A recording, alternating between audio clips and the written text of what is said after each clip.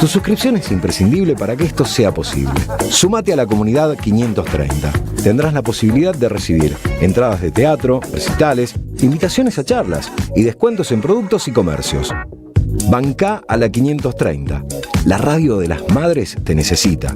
Si tenés dudas, escribinos 11 64 19 16 50 o envíanos un correo info@am530somosradio.com. Báñame limón. Sandra Russo hace Báñame limón. jugo de limón. Báñame limón. Somos Radio. Toma aire. Wow, wow, wow, wow, wow, wow. Muy buenas noches, ¿cómo andan? ¿Cómo andan? Asomándonos a este jueves. Nosotros estamos por empezar el fin de semana, así que bueno, ya estamos un poco con los últimos, con las últimas fuerzas, porque la verdad que fue una semana complicada y las que vienen seguirán siendo complicadas y hay que adaptarse. No sé si saben que esta tarde, hace muy pocas horas, en realidad, el gobierno de Estados Unidos dio a conocer, es genial, porque acá los funcionarios no saben, no contestan, no tienen la menor idea, es todo top secret, pero el gobierno de Estados Unidos dio a conocer un acuerdo macro con la Argentina, que bueno, lo están analizando en este momento, yo todavía no lo leí, pero por lo que escuché y se adelantó, es un clásico tratado de libre comercio con Estados Unidos. Eso significa que de libre no tiene nada y que vamos a estar obligados a consumir toda la chatarra de Estados Unidos que no quiera vender, y también, como si fuera poco, bueno, también incluye, ya sabemos que no somos complementarios con Estados Unidos, que somos competitivos, por eso un acuerdo de libre comercio con Estados Unidos no nos está sirviendo, porque lo único que logra es paralizar la producción de cosas que se fabrican en la Argentina, pero ahora vamos a estar obligados a consumir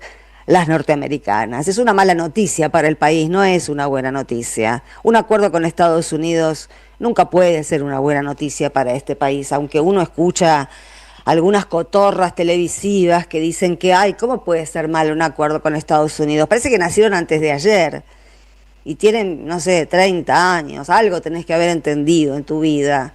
Pero bueno, estamos en esa etapa, en una etapa en la que, como recién lo escuchaba Luis Brustein en La Vuelta Completa, hay que estar enojado, sí, hay que estar enojado, porque nos están tocando el culo. Y la verdad que la gente que nos está tocando el culo no merece, no está a la altura de tocarnos el culo. En realidad, uno puede adaptarse a que lo burle a alguien a quien le reconoce algún tipo de inteligencia, suspicacia, astucia, cintura, pero no es el caso. Es la gente más torpe del mundo. Algo tenemos que estar haciendo mal, algo tenemos que estar haciendo mal. Los mensajes, ahora vamos a pasar a otro tema. Los mensajes que nos quieran mandar siempre es el 11 3200 0530, 11 3200 0530, y arrancamos con jugo de limón. Con cosas para decir y escuchar. Las dulces y las ácidas. Jugo de limón. Con la conducción de Sandra Russo. Somos Radio. Somos periodismo. AM530. Toma aire. Bueno, en realidad nosotros vamos a seguir en la línea que estuvimos toda esta semana, porque en este espacio, ¿no? En el espacio del editorial, porque bueno, ocupamos toda esta semana y a partir de la causa Cuadernos, en agarrárnosla, en poner en foco, en señalar a una Corte Suprema que no da para más, que no puede seguir funcionando. Ningún país civilizado puede funcionar con una Corte Suprema compuesta por 3 atorrantes. Y la verdad que están demostrando ser eso y nada más que eso, pero de un nivel de miserabilidad que tenemos que tener todo nuestro empeño. Yo creo que ahí está el faro hacia donde tenemos que ir, porque sin emanciparnos de esta Corte Suprema, nada es posible, nada, porque manejan todo, porque encarcelan gente, porque no tienen empacho, ni siquiera se encargan de disimularlo. Es una orgía de ilegalidad este país. como es una orgía de ilegalidad de Estados Unidos, que es el ejemplo en el que se mira, lo que les comentábamos ayer del caso Epstein, está, bueno, dominando la vida norteamericana, porque no es una joda. Por supuesto que la pedofilia en Trump es como el no pagar impuestos de Al Capone, ¿no? No es por ese crimen que la oposición demócrata quiere sacárselo de encima. En realidad tendríamos que ocuparnos, voy a pedirle a Jorge, no hoy, pero para el lunes, que nos haga un paneo completo de lo que es el caso Epstein, porque por el caso Epstein, por ejemplo, en la familia real británica lo expulsaron al príncipe Andrés. A ese que decían tráigame al principito, bueno, no hace falta que le traigan al principito, porque al principito le dieron una patada en el culo porque participaba de las fiestas de Epstein. Es un escándalo internacional de las élites adineradas, degeneradas, que como no tienen otros divertimentos o pueden acceder a todos los divertimentos del mundo, se les da por tener relaciones pedófilas con menores de edad que están obligadas a cumplir con esos servicios ilegales.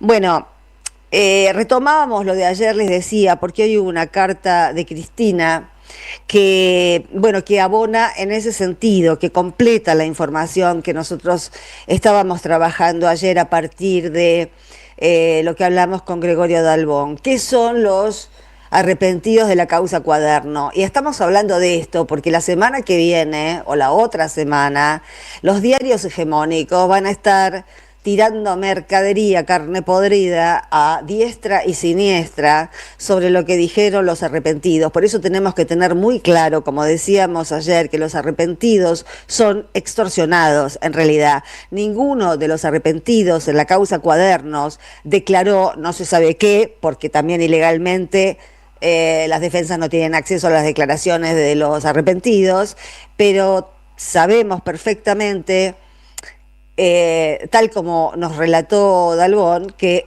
Stornelli, que es el fiscal, ya sabemos el pedigrí de Stornelli, ¿no? La materia de la que está hecho, no voy a decir materia qué, pero me sale ahí, la tengo en la punta de la boca, no lo voy a decir, para no quedarme con mal olor en la boca, pero ya sabemos de qué materia está hecho Stornelli, y él mismo, según declararon los abogados, las defensas de esos arrepentidos extorsionados, fue el que apretaba. Entonces la pregunta de Cristina en la carta de hoy va un poco más allá de lo que decíamos nosotros ayer. Va un poco más allá de los arrepentidos y extorsionados. Porque Cristina se refiere a otro caso que también tuvo visibilidad televisiva, no es que estamos descubriendo la pólvora. Todo lo que estamos diciendo, nada es nuevo. Todo está sobre la mesa. Lo que pasa es que los medios no levantan esto. Podemos convivir con noticias absolutamente estrafalarias, desestabilizantes y horrorosas, pero mientras los periodistas no las señalen como horripilantes y horrorosas, la gente no las toma como horripilantes y horrorosas. ¿Cuándo las toman? Bueno, volviendo al tema de la carta de Cristina, ella se refiere y agrega información sobre los dichos del abogado Roberto Herrera, abogado defensor de otro de los 80 y pico de empresarios arrepentidos extorsionados. Este caso es muy interesante, es muy inteligente también lo que hizo Cristina, porque elevó con este dato que estaba sobre la mesa, no es que lo descubrió. Lo que pasa es que hace falta pensar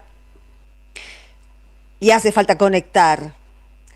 Y no es tan difícil, pero tenemos tan pocos medios y tan pocas posibilidades, tan poco horario, tan poco todo, que se nos hace muy complejo hacer para ustedes, por supuesto que es para lo único que tratamos de construir una narrativa basada en hechos reales, objetivos. Porque las narrativas se pueden construir con hechos reales y objetivos, con hechos verdaderos, o se pueden construir con mentiras. Narrativas usamos todos, porque necesitamos de una narrativa para explicarnos quiénes somos, dónde vivimos, qué queremos, qué es este país, cómo fue. Digamos, todo eso está compuesto por modos de contarnos las cosas. Eso es narrativa. Pero la ultraderecha genera narrativa basada en mentiras y entonces el resultado, por supuesto, es el odio a los inocentes y el perdón a los culpables. Esperamos realmente que, bueno, que esto alguna vez, que la gente alguna vez, como decía Luis Brustein, se aviven de una vez por todas, que los más interesados en que esta gente no siga haciendo estos negocios de mierda como el Tratado de Libre Comercio con Estados Unidos, que va a traer, por supuesto, más desocupación, más cierre de fábricas, todas las pymes que están produciendo o las grandes fábricas que están produciendo lo mismo que produce Estados Unidos están en estado de alerta, porque el país va a importar más barato lo que produce Estados Unidos. ¿Y para qué mierda queremos comprar más barato lo que produce Estados Unidos y lo que necesitamos es gente con empleo, no con el empleo que dice Ratazzi, no con el empleo de los negros del conurbano que ya no van a tener que vivir del narco, ahora van a poder laburar? ¡Qué sinvergüenza! ¡Qué sinvergüenza! No hay nada más sinvergüenza que los ricos argentinos, porque pocos de ellos hicieron su fortuna laburando, casi ninguno, todos la heredaron o vivieron del Estado como el padre de Milei. Y ahí hicieron la guita con los subsidios del Estado. Son una especie de punto culminante de la miserabilidad humana. Volviendo a los datos que daba Cristina, Roberto Herrera, el abogado, declaró que su defendido, que es uno de estos empresarios, no solamente fue como le dijo Cunio Libarón a Dalbón, che, avisale a la doctora que acá el fiscal está diciendo que si no declara contra la doctora queda preso. Eso es una extorsión. Reconozcamos que es una extorsión y reconozcamos que un fiscal no puede extorsionar a nadie. ¿Lo reconocemos? Bueno, entonces, ¿qué pasa? No pasa nada, por eso tenemos que sacar este Poder Judicial, porque tenemos las evidencias de su ilegalidad y de su mafiosidad y no pasa nada. Tenemos que hacer que pase algo, compañeros, tenemos que hacer que pase algo, tenemos que sacarnos de encima este lastre, porque ya estamos hartos de la persecución política, estamos podridos de la persecución política. Y si algo le reprochamos a Alberto Fernández, si algo le vamos a reprochar toda la vida, es que en esos 4 años no hizo una mierda, es más, puso a Lozardo. Y poner a Lozardo es como decir, me quedo tranquilo, esto va a seguir tal cual estaba con Macri, acá no va a cambiar nada. Esa fue la venalidad de Alberto Fernández, más allá de todos sus otros defectos, pero el haber permitido que el Poder Judicial siguiera la persecución contra el kirchnerismo es algo imperdonable, jamás lo vamos a perdonar. Vuelvo a Roberto Herrera. El abogado lo que declaró son condiciones totalmente distintas a las que nos enteramos a través de lo que dijo Cunio Libarona. También, por supuesto, a este otro empresario cuyo nombre no lo sabemos, por lo menos Cristina no lo difunde, lo extorsionaron, preso o hablas mal de Cristina o preso. Pero las condiciones en las que lo quebraron fue lo que se llama tortura blanca. Estuvo casi un mes detenido en Cavia, con reflectores apuntándole a los ojos día y noche, hasta que perdió la noción de lo que era el día y lo que era la noche. Es imposible que una psiquis resista eso.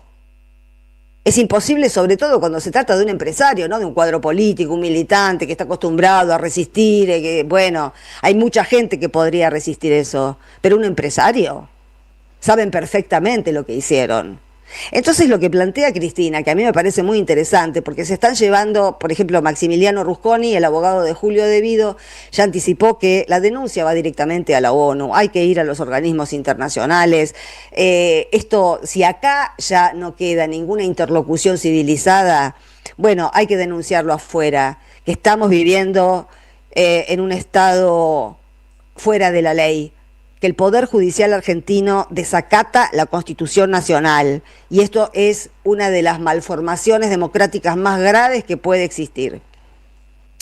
Porque Cristina lo que se pregunta en esa carta es el lawfare, que hasta ahora lo llamamos lawfare, guerra judicial, demolición del derecho penal, etcétera, etcétera, que pareciera como que es una mala praxis judicial. Pareciera que se limita a eso, pareciera que se limita a que una Corte Suprema no te abre un expediente para saber nada menos que de una expresidenta y nada menos que para proscribir a una expresidenta, ya que no abre un expediente la Corte Suprema para semejante sentencia, hay que echarlos a los tres de patadas en el culo. Por la importancia institucional que tiene eso y porque estos tres giles le bajan el precio, pero nosotros somos los que se lo tienen que subir. O sea, nos encontramos en una situación donde estamos obligados a un activismo más fuerte, a un activismo más contundente, a palabras más crudas, a actitudes más directas, porque ya estamos en un límite. ¿Ya qué más quieren? ¿Qué más van a hacer? ¿A quién más van a meter preso? Porque mi piace. Te meto preso porque mi piace.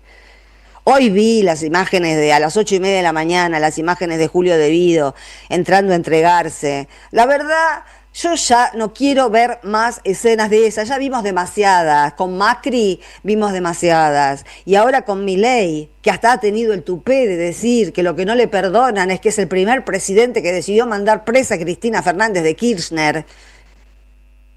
Eso tampoco lo toma nadie, ¿vieron? No tuvo eco, no tuvo repercusión. En cualquier otro país del mundo que un presidente se jacte de meter presa a una expresidenta, por supuesto que hay escándalo. Acá estamos, ¿cómo les puedo decir? Si nosotros queremos que haya escándalo, tenemos que generarlo.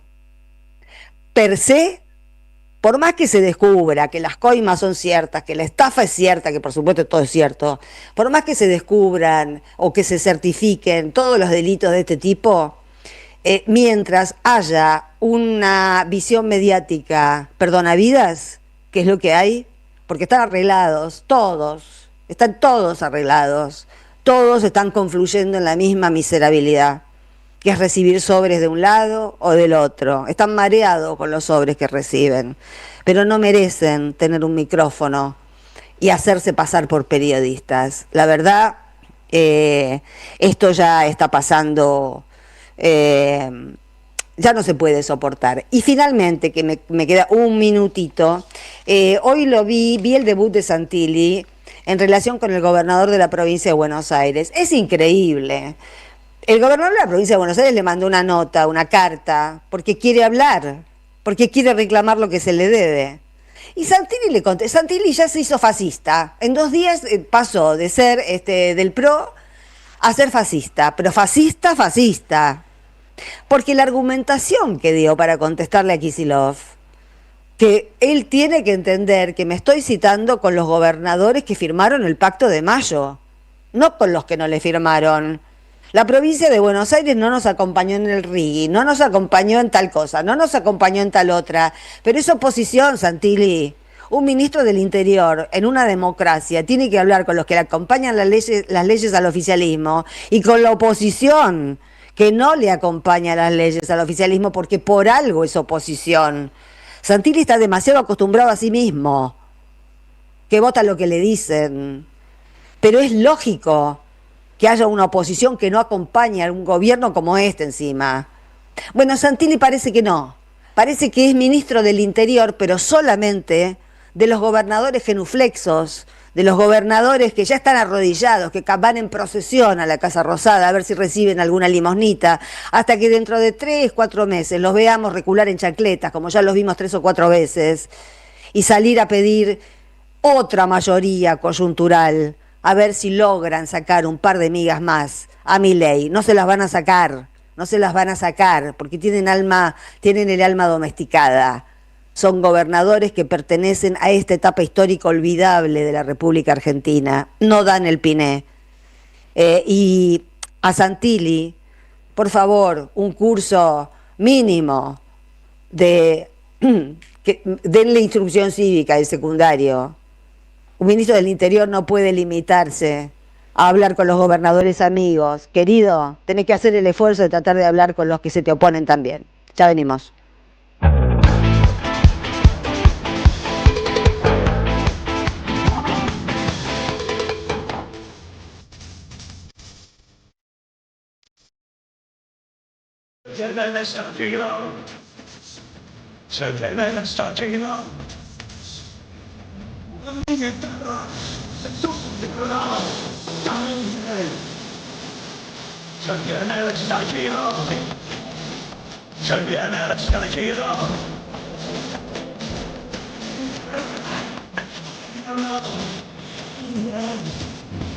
Si tienes alguna duda, agarra la testatura.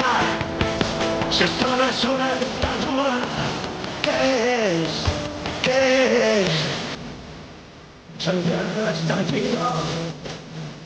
Saludar estallido.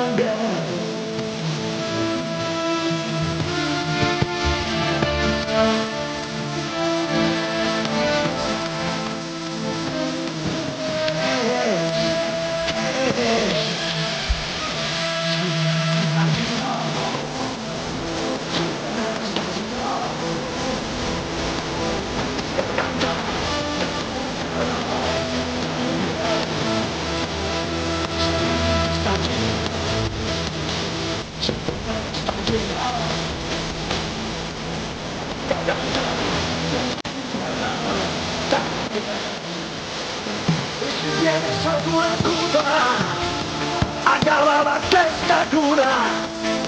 Si esto no es una dictadura, ¿qué es?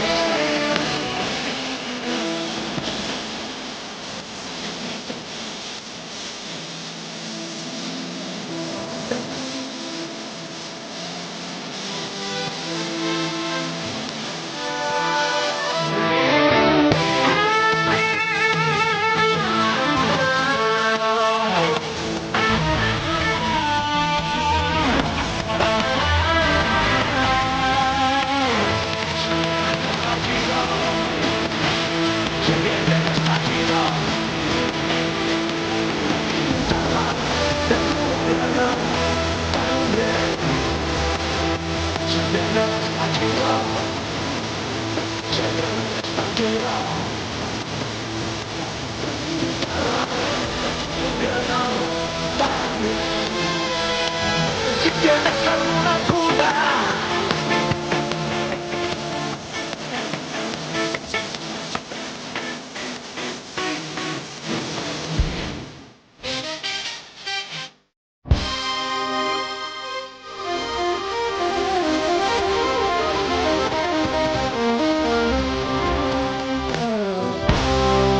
Bueno, ¿cómo le va, Jorge Elba Blanco? Lo sorprendo masticando.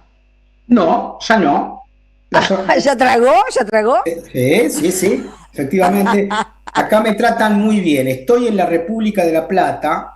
Ayer estuvo Johnny Depp en La Plata, gran Y por eso quilombo. vine. Estamos los Ah, Johnny Depp y vos un solo corazón, claro. Bueno, estoy acá en La Plata porque vine a dar la última charla al Instituto de Capacitación Política, junto con Telma Luzani sobre temas internacionales. Pero más allá de eso, le cuento que estábamos escuchando algo muy referido a su editorial que se llama Se viene el estallido, interpretado por la Bersuit Vergarabat. Te esperamos en el Centro Cultural de la Cooperación Floreal Gorini para disfrutar de teatro, danza, música, espectáculos para las infancias, conferencias y presentaciones. Podés compartir un rico café o leer un buen libro en la calidez de nuestra planta baja. Recorre nuestra agenda en www.centrocultural.coop y seguinos en las redes sociales. Comprando las entradas con tarjeta Cabal Crédito o Débito accedes a un 50% de descuento. Centro Cultural de la Cooperación Floreal Gorini, Avenida Corrientes 1543, Ciudad de Buenos Aires. Una experiencia cultural y cooperativa.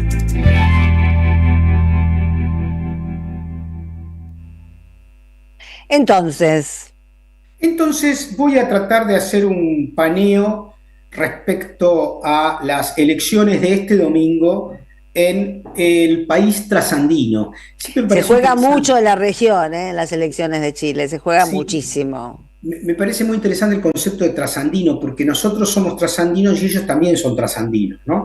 O sea que somos ambos trasandinos, ¿eh? Es decir, tras los Andes estamos ambos. Chile, Para mí los mendocinos son mucho más trasandinos que nosotros.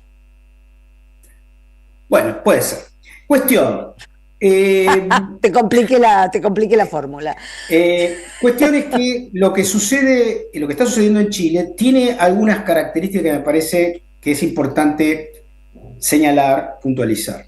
El principio que es la primera vez en Chile y una de las primeras veces, si no me equivoco, debe ser la primera vez también en América Latina, que hay una candidatura unificada de gran parte de la izquierda con una candidata de un partido comunista.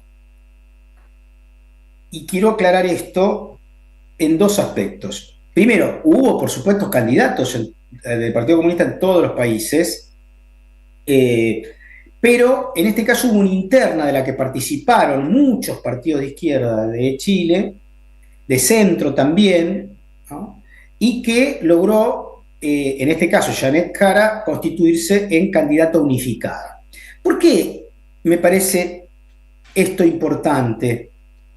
Porque si uno observa el panorama de América Latina, ve que esto no es una cosa, si se quiere, original. En el caso, por ejemplo, de Uruguay, recientemente, el año pasado, hubo internas dentro del Frente Amplio, hubo una candidata que si bien no era exactamente militante del Partido Comunista, estaba apoyada por el Partido Comunista, que hoy es la vicepresidenta de Uruguay. En el caso de Colombia, hay una organización del polo patriótico que agrupa muchas organizaciones de izquierda, también el Partido Comunista, y es como una primera vez, 30 años después de la caída de la llamada caída del muro y de la implosión de la Unión Soviética, en que empieza a sacar la cabeza las izquierdas. Yo no quiero,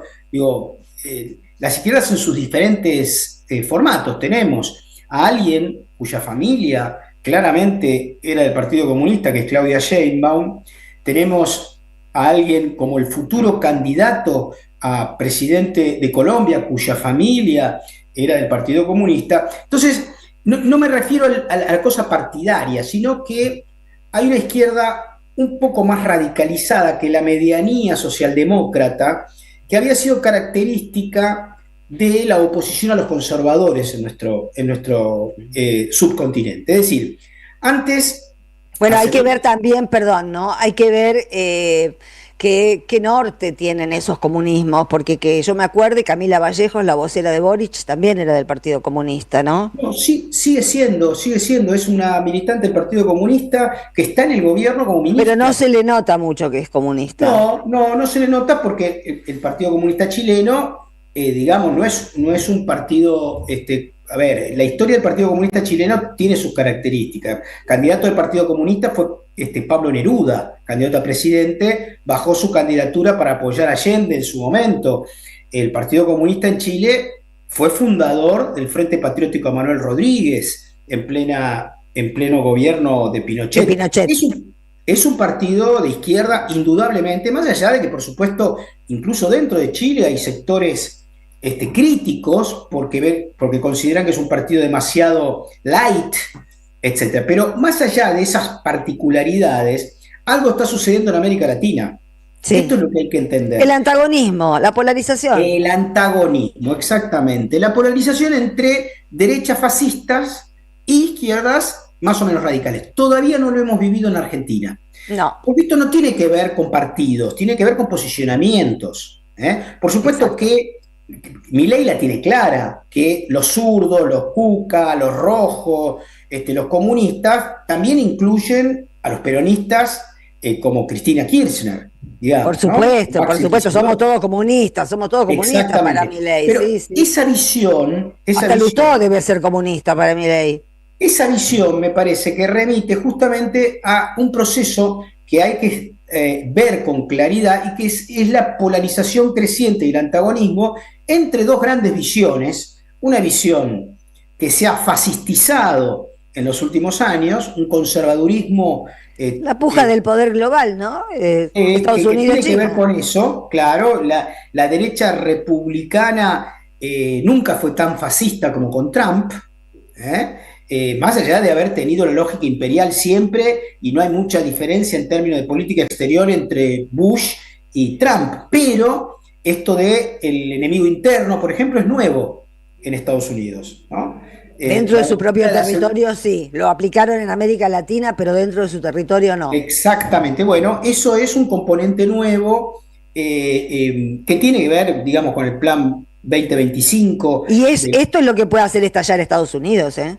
Sí, ayer hablamos algo de eso y probablemente el lunes vamos a tenerla con tu pedido, Sandra, para profundizar un poco cuáles son los datos del caso Epstein. Me parece importante entenderlo en términos de la degradación de la derecha también, ¿no? Claro, Y tiene mucho totalmente. que ver con el nazismo y con Mussolini también. Es decir, uno que conoce la historia del partido nazi, por ejemplo, en Alemania, tiene mucho que ver con estas mismas cosas. La noche de los cuchillos largos, por ejemplo, fue un momento en donde en 1933, si no me equivoco, luego que Hitler logró ser elegido canciller, mataron a un montón de dirigentes homosexuales de las SA, digamos, que incluso tenían fiestas con chicos, etcétera, etcétera. Es decir, hay algo que tiene que ver con el sometimiento, ¿no? Pero lo dejo de lado simplemente como un tema para abordarlo en algún momento. Quiero volver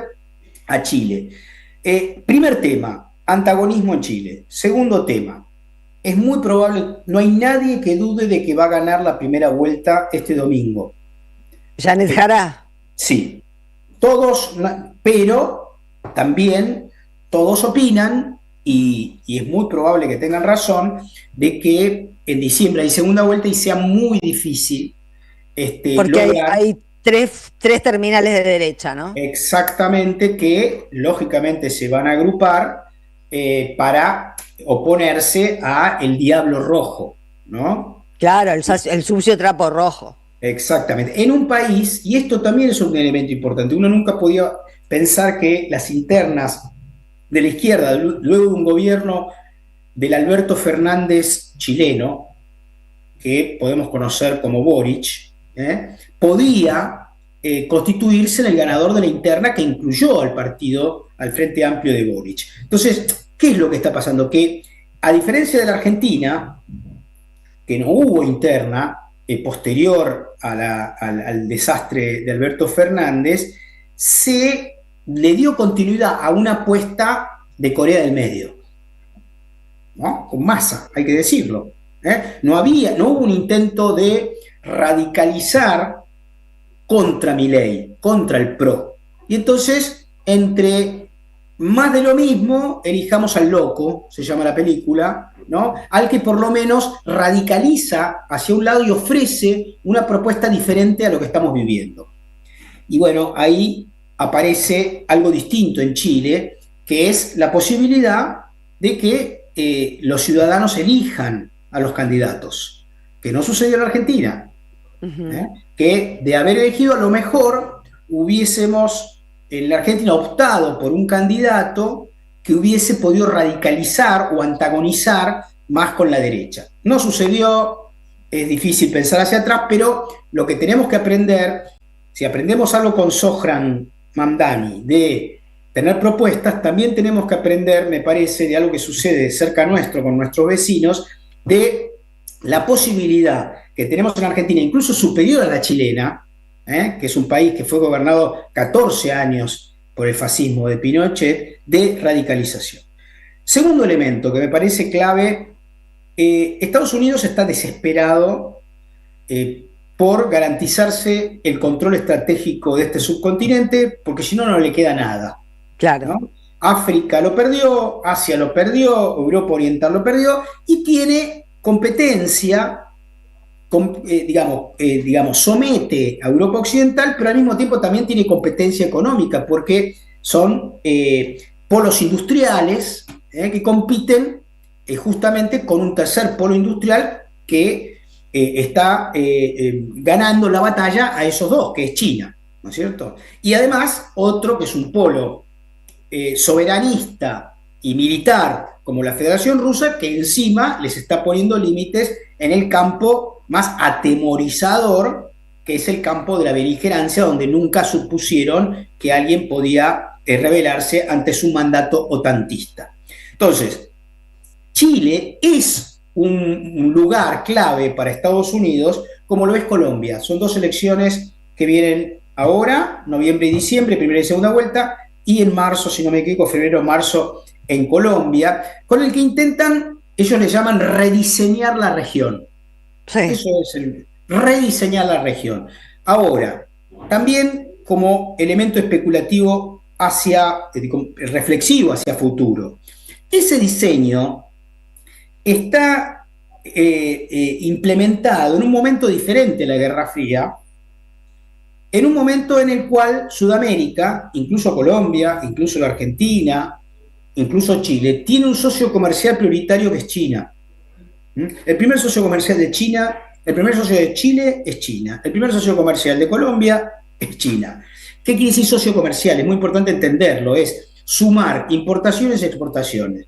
Yo sumo, me da X, si me da más, que es importaciones y exportaciones de Estados Unidos, por lo tanto, es mayor o menor socio comercial. Entonces, todo esto que hoy está sucediendo, que incluye mucha violencia en Centroamérica, sobre todo al este y al oeste de Panamá, tanto en el Pacífico como en el Atlántico, es este intento de rediseñar la región, que tiene en este momento trabajando en Santiago de Chile, según muy buenas fuentes, casi a 30 personas contratadas por la CIA para ayudar en la campaña de Kast. ¿Qué lo parió? Es previsible, digo, no podíamos pensar que suceda otra cosa que no sea esa. Desesperados. Ayer vi un debate al pasar en el que Kast decía, no fue muy bueno el gobierno de Hitler. Se ocultan los aspectos buenos del gobierno de Hitler. No lo vi eso, me escandaliza, increíble. Bueno, cuestión. Yo igual, más allá del escepticismo potencial respecto a la segunda vuelta, el dato que no podemos dejar de obviar es el cambio en determinada... No, que no podemos obviar. No lo podemos obviar, es el cambio en determinado sector de la población que eligió en las internas a una dirigente del Partido Comunista que fue ministra de Trabajo, y además de que eso consolida hacia futuro, incluso en la oposición, un entramado superior al que había en época de Piñera. Recordemos que Piñera se tuvo que ir con la cola entre las piernas después de una sublevación popular. La invasión de los alienígenas, que la mujer decía, vamos a tener que resignar algunos privilegios. Sí, decía su mujer. Pero ahí hay otro elemento, y con esto quiero cerrar, porque me parece importante aprender, en América Latina y en Argentina. En aquel momento, envalentonados algunos dirigentes políticos, algunos de izquierda, progresistas y mapuches, lograron llamar a una constituyente. Y en vez de negociar algunas cosas, se pelearon entre ellos terriblemente, ¿no? El error de nuestro pueblo siempre. Fracasaron. Entonces, dos elementos de aprendizaje.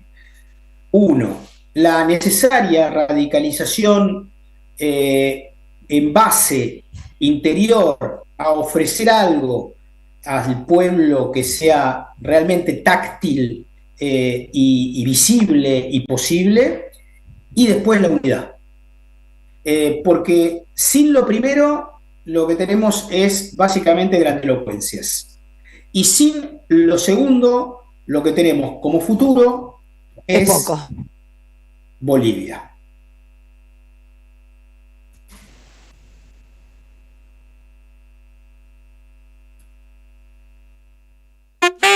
AM 530. Somos Radio. En el CUI estudia idiomas con la mejor calidad académica. Inglés, italiano, francés, portugués, alemán, chino y muchos más. Cursos por Zoom o presenciales. Últimas vacantes. Centro Universitario de Idiomas. Inscribite en cui.edu.ar o llamando al 53 53 3000. Puerto La Plata, un importante nodo logístico para los sistemas productivos de la región. Un puerto en continuo desarrollo. Puerto La Plata, el puerto del futuro. Aquí La Fermi, música, cantora, activista, docente trans no binaria. Me estaré presentando en el Perón de Lanús con mi guitarra compartiendo esta propuesta de un folclore contemporáneo y disidente.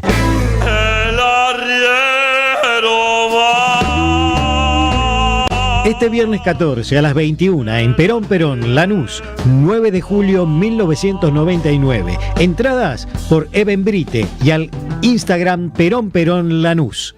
En 2025 venía a los talleres de Lecuni. Música, actuación, coro, tangos, cuentos, teatro, percusión y mucho más para compartir en familia. Acordate, en 2025 los talleres de Lecuni te están esperando. Informes e inscripción, informes.ecuni@gmail.com y seguinos en Facebook, Espacio Cultural Nuestros Hijos, y en Instagram, @ecuni.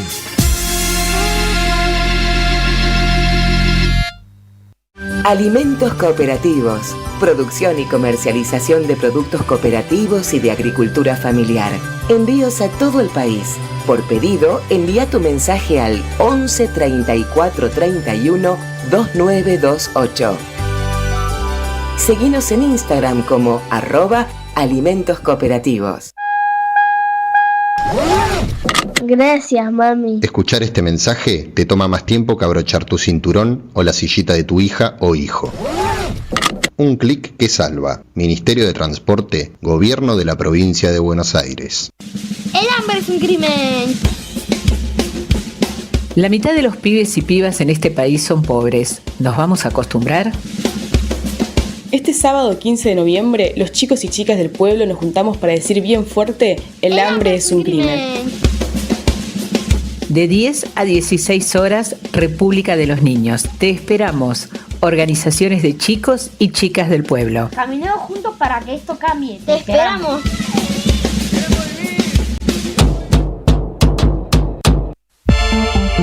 Las voces se multiplican.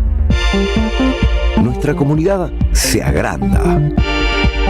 Hola Radio Madre, soy Carlos de José de Paz. En este momento, por mi trabajo llegando a Mercedes, Uruguay, y se escucha perfecta la radio AM 530. Gracias a la comunidad 530, renovamos nuestra planta transmisora. Más potencia, más llegada. AM 530 Somos Radio. A todo el país. Estás escuchando Jugo de Limón con Sandra Russo. AM 530 Somos Radio. Toma aire. Íbamos a hacer tanda y tema, pero se interrumpió el Zoom antes de que terminara Jorge su columna, así que remate. Sí, los tres elementos que me parece que están de enseñanzas en el proceso chileno es antagonismo, unidad y propuestas políticas concretas. Esos tres elementos me parece que nos ayudan a pensar también el futuro de la Argentina. Listo, ahora sí, un poquito de música y ya estamos aquí.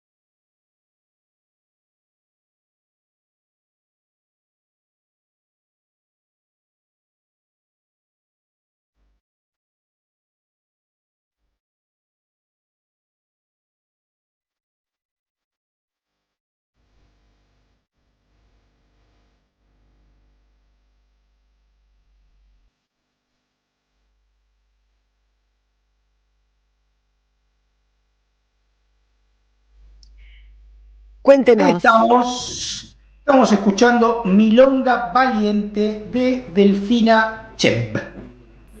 Muy bien, entonces vamos a presentar a Lucía García Atkinson. ¿Cómo le va, Lucía? Bueno, muy bien, aquí estamos preparándonos para viajar a Corrientes.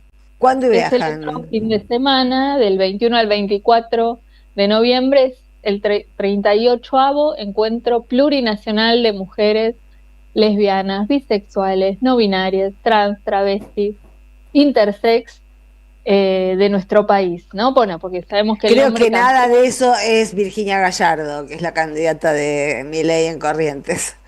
Claro, no creo que vaya. Está invitada igual, las puertas están Sí. abiertas. Si quiere participar, sí, sí. A lo mejor va, qué sé yo, a lo mejor va. A ver, sí, Andás a bueno, ver. han convivido perspectivas muy diferentes en el ámbito del encuentro, ¿no? Había los primeros que yo fui, había delegaciones católicas que iban a expresar su oposición al aborto legal, por ejemplo. Claro. Que bueno, Claro, es un lugar de debate, no es para es un estar lugar- es todos un ámbito de iguana, debate. iguana. Exactamente. Así que vamos a ver con qué nos encontramos en esta oportunidad. Pero bueno, quería compartirlo, poner en valor, y por ahí alguna que nos está escuchando se organiza y se suma, todavía están a tiempo. Hay colectivos que organizan los sindicatos, las organizaciones sociales, ¿no? Es una modalidad, ustedes seguramente lo conocen esto, pero tal vez alguien de quienes nos está escuchando no sepa que este encuentro se sostiene en el tiempo. El primero se hizo en 1986 en la ciudad de Buenos Aires, y que tiene una modalidad autogestionada y autofinanciada, donde nadie puede arrogarse la organización, porque es una organización colectiva, ¿no? Claro. Y donde grupos de mujeres, por ejemplo, CIPREVA, el sindicato de periodistas, estuvo haciendo actividades para recaudar plata para poder viajar. Otras organizaciones se juntan, venden empanadas, y bueno, y así se recolecta el dinero para poder trasladarse, pasar esos días y alojarse. Quien puede pagar una casita, un departamento, un hotel, y si no, te vas a las escuelas, ¿no? Las ciudades ponen a disposición las escuelas públicas para que las mujeres puedan allí descansar, bueno, usar los baños y permanecer alojándose durante los 3 días que dura el encuentro. La verdad que es un hecho inédito, único en el mundo, persiste en el tiempo, ¿no? Y nos ha dado este gran movimiento feminista que tenemos en Argentina, el que planteó en la agenda la lucha contra las violencias con el Ni Una Menos, el que conquistó el derecho por el aborto legal, seguro y gratuito, ¿no? El que puso en debate montones de leyes, incluidas las leyes de la diversidad sexual, en el Congreso de la Nación, y logró que se aprueben. Bueno, el que trajo también a la discusión el tema de los cuidados, ¿no? Y de las desigualdades estructurales. Así que siempre es muy nutritivo participar, saber qué es lo que se está debatiendo, y sobre todo reunirse, encontrarse con mujeres, diversidades de todo el país, que viven realidades muy diferentes por ahí a las que una transita, y que te dan una perspectiva realmente federal, intergeneracional y interseccional, ¿no? De distintas experiencias de clase también, alrededor de este, y particularmente en este tiempo, ¿no? La importancia de ese espacio en este momento tan crítico para los feminismos, para las mujeres, para las diversidades, donde la ultraderecha nos ha elegido como enemigas públicas. Ver cuáles son las estrategias de resistencia. Hablamos con 2 compañeras. La primera que quiero compartir es Amanda Alma. Ella es una periodista feminista de larga trayectoria, que escribió un libro, uno de los pocos libros que hay sobre esta experiencia de los encuentros, que se llama Mujeres que se encuentran, y le preguntamos a ella, ¿por qué es estratégico este espacio que se sigue sosteniendo en nuestro país? Esto nos decía. El encuentro ha servido siempre como espacio para articular luchas, para articular denuncias y para visibilizar las desigualdades estructurales. Así que me parece que en este contexto es muy importante la masiva concurrencia, recuperar el espacio de debate y de análisis de la coyuntura actual, poder plantear estrategias, campañas de visibilización, campañas de denuncia, tanto nacionales como internacionales, sobre la afectación de los derechos de las mujeres y las diversidades en el contexto de profundización de las desigualdades y la concentración del poder, tanto económico como político, en los sectores más conservadores de los diferentes países. Realmente es necesario contraponer poder popular que permita diferenciar también las perspectivas, las experiencias vitales y los deseos que mueven a los movimientos populares.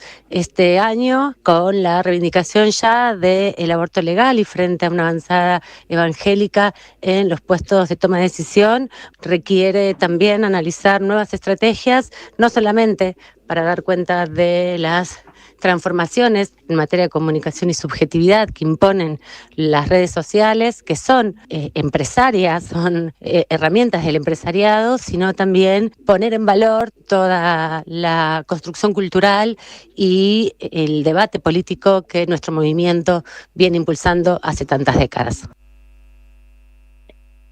Bueno, eso, ¿no? Tener esos días donde somos una otra cosa juntas, ¿no? Donde tenemos otros debates, donde ponemos en escena, un pueblo en acción también, expresándose. Por supuesto que hay una movilización muy grande, que es el día sábado del encuentro, que veremos cuál es la reivindicación esta vez, ¿no? Siempre tradicionalmente era la legalización del aborto hasta que se aprobó, y que bueno, es una experiencia transformadora. No sé si, Sandra, vos tuviste oportunidad de participar, seguramente sí. Hace mucho tiempo en los primeros, sí.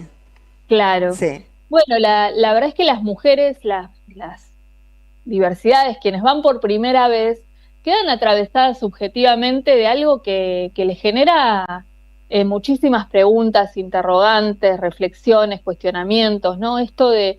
Vos sabés que de aquellos primeros, perdóname, pero de aquellos primeros encuentros, yo lo que recuerdo muy claramente es que era una nota que yo les había hecho a unas mujeres de un barrio del conurbano que habían logrado juntar fondos para trasladarse ellas al encuentro que era en una de estas provincias del norte en ese momento también.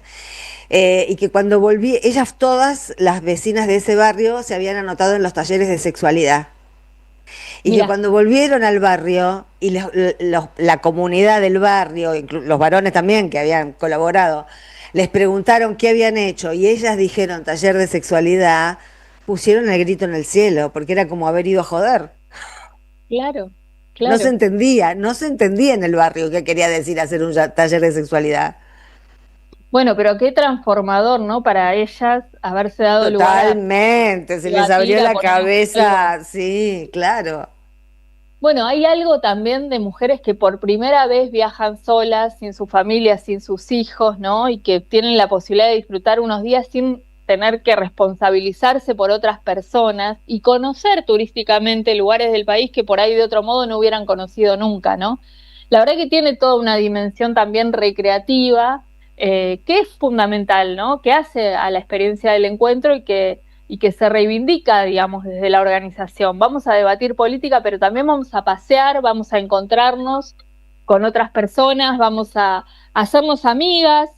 A tomar oxígeno. A tomar oxígeno, a disfrutar, ¿no? También a disfrutar.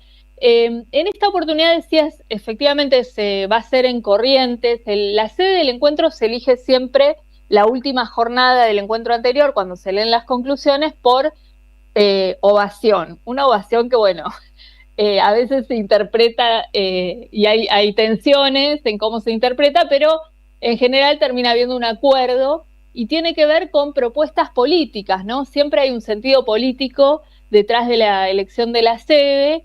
En este caso fue Corrientes precisamente por el secuestro de Loan, ¿no? La situación, la desaparición de ese niño. Eso te iba a decir, la elección de Corrientes inevitablemente une en este año a las mujeres con el cuidado y las niñeces. Así es, porque bueno, es también parte del reparto de tareas en la desigualdad, ¿no? Que nos toca y de la sensibilidad y de las preocupaciones que también nos atraviesan. En ese sentido hablamos con Andrea Benítez, ella es parte de la comisión organizadora y bueno, reflexionaba, ¿no? Sobre esto, sobre por qué Corrientes y qué nos trae esta situación.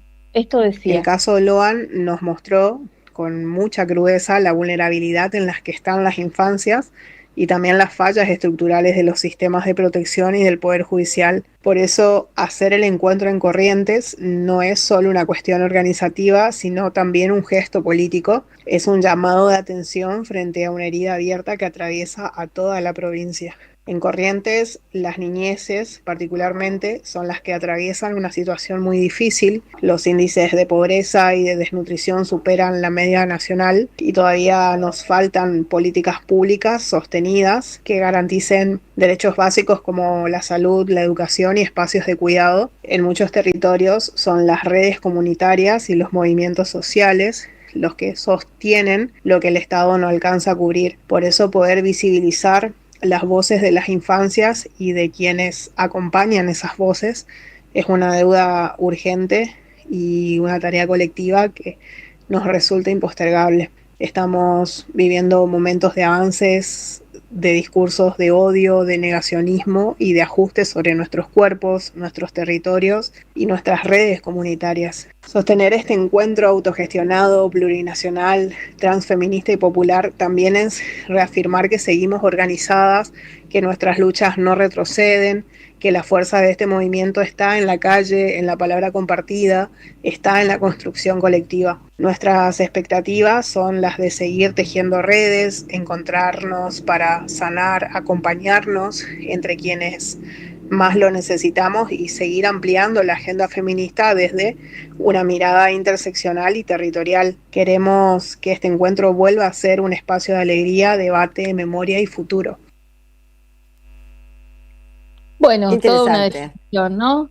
Bueno, un espacio que sigue vivo, que sigue latiendo, ¿no? Y que seguramente generará, bueno, líneas de trabajo, articulaciones, proyecciones hacia adelante, ¿no? Porque, bueno, está Milei, está la ultraderecha, está Estados Unidos, pero también está este encuentro plurinacional sosteniéndose. La expectativa es que participen 70.000 personas, vamos a ver si esto se confirma. Es un piso que se viene repitiendo desde los últimos encuentros, así que es muy probable que también suceda esta vez. Y bueno, y después estaremos compartiendo las conclusiones y los debates que se dieron allí. Esperemos que no haya problemas, ¿no? Porque Corrientes es una provincia complicada. De hecho, en el caso Loa, problemas en el sentido represivo. Represivo, claro. Sí, es cierto. Yo ya porque lo que mostró el caso Loan básicamente es un sistema judicial corrupto y el poder político mezclado con el delito. Sí, totalmente. Lo que te puedo decir es que ha habido situaciones represivas en encuentros, sobre todo más en los 90, que hay mucha experiencia feminista acumulada como para no caer en provocaciones, saber cuidarnos y en tal caso rápidamente responder a esas situaciones, digamos, sin incrementar la situación de violencia, sino poniéndole un límite, ¿no? Y corriéndonos de ese lugar. Esperemos igual que no haga falta, porque la verdad es que nos merecemos 3 días de tranquilidad y de poder intercambiar en un espacio cuidado. La realidad es que a veces se arma una suerte de psicosis en las ciudades hacia donde va el encuentro, porque bueno, parece que somos brujas temerarias, que vamos a hacer no sé qué cosas, y lo que termina sucediendo es que es una inyección económica importantísima para esa localidad, claro, porque son un montón de mujeres que están 3-4 días comiendo, durmiendo ahí, comprando cosas, ¿no? Así que los correntinos y las correntinas nos esperen con los brazos abiertos, que es todo lindo lo que vamos a llevar para allá. Qué lindo. Bueno, entonces el jueves que viene todavía no te fuiste, ¿o sí? No, todavía entiendo que no, porque saldríamos el viernes. Bueno, cualquier cosa nos vamos comunicando, pero qué bueno, y además está bueno hacerlo esta semana para que algunas se aviven y puedan inscribirse todavía, ¿no? Por eso mismo lo pensé, sí, porque siempre queda algún lugar, algunos lugares en los espacios que están organizando el viaje, y si no, bueno, encontramos la manera de que esos lugares se hagan para que todas las que lo desean puedan viajar. Vayan a oxigenarse a Corrientes. Pensalo, Gracias. Sandra, si querés estás a tiempo, ¿eh? Sí. Bueno, gracias, Lucía. Hasta el jueves que viene, entonces. Un abrazo. Chao, Lucía. Hasta el jueves. Chao. Chao. Un besito. Bueno, nosotros nos vamos a una tanda. Ya. En AM530 pasan muchas cosas. Y todo lo que pasa está en la red. Somos Radio AM530 en YouTube. Entérate de lo que pasa. AM530. Somos redes. Somos radio. En el CUI estudia idiomas con la mejor calidad académica. Inglés, italiano, francés, portugués, alemán, chino y muchos más. Cursos por Zoom o presenciales. Últimas vacantes. Centro Universitario de Idiomas. Inscribite en cui.edu.ar o llamando al 53 53 3000. ¡Wow! ¿Cómo dices cuenta DNI? ¡Wow! ¿Que ahora tienes plazo fijo? ¡Wow! ¿Y que tienes una tasa especial? ¡Wow! Y eso hace que tu dinero crezca. ¡Wow! Y crezca. ¡Wow! Y crezca. ¡Wow! Pará, ese último wow no entendí. ¡Wow! ¡Ah! ¡Que crece! Cuenta DNI. Tu plazo fijo de Banco Provincia es realmente wow. ¡Wow! Conoce más en bancoprovincia.com.ar. AM530 Somos Radio. Buscamos la verdad siempre.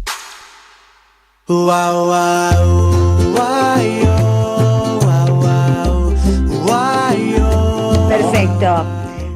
Acá volvimos y vamos directo a la comunicación con el diputado nacional Juan Marino, que integra la comisión Libra, del caso Libra en realidad, no, la comisión no se llama Libra, es la comisión investigadora del caso Libra, donde se producen novedades, pero no tiene la difusión que debería tener. ¿Cómo te va, Juan? Buenas noches.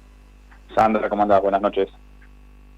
Bien, bueno, por ahí estuve viendo algunos videos tuyos que incluso los compartí en las redes sobre las últimas novedades, los últimos hallazgos de la comisión. ¿Qué nos podés contar sobre eso?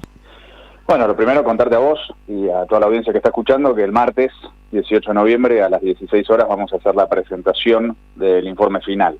Así lo vamos a transmitir por YouTube, la prensa se puede acercar al Salón de Elia Parodi de la Cámara de Diputados, así que todas y todos. ¿Es el próximo? ¿Es el martes próximo? Que viene, martes que viene a las 4 de la tarde.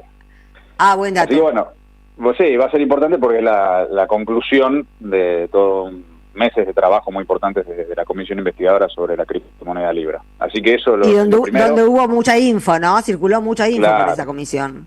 Sí, sí. Nosotros reunimos información, informes técnicos y material probatorio que refuerza y amplía incluso las hipótesis iniciales de las conclusiones preliminares con las que habíamos arrancado nuestra tarea. Nosotros logramos respuestas de exchanges, que son estas plataformas virtuales, como serían como los brokers de criptomonedas internacionales que nos identificaron billeteras virtuales de los históricos socios de Milei, el caso de Mauricio Novelli y Terrones Godoy, a partir de lo cual pudimos trazar movimientos financieros directos entre Terrones Godoy y Novelli en fechas vinculadas no solo al caso de Libra, sino un caso previo que fue el de la moneda digital de KIP Protocol. O KIP, sea, claro.